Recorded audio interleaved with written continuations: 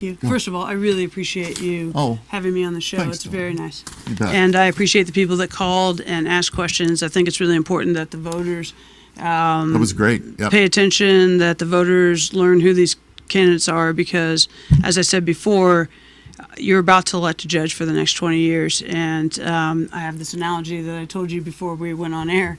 But generally, people seem to not really care who their judges are, which really is difficult for me to understand. And maybe that's because I am ultimately so much believe in the Constitution and our structure of government. And I always say I believe the Constitution is the cornerstone of our system of government. And so the judiciary is the place where, if you have a dispute, whether it's with your government or with another person, that you can have that resolved. So the idea that it doesn't matter who the judge is strange.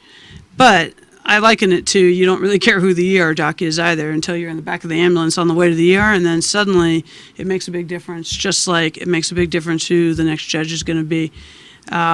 I can tell you that I already know how to do this job on a daily basis. I do this job in the capacity of a judge, and that I'm going to be ready to take over the first day that I'm elected. And the reason I think this is important is that I'm running for a criminal seat. We, in the counties now, have a lot more responsibility as it relates to public safety because of the Criminal Justice Realignment Act.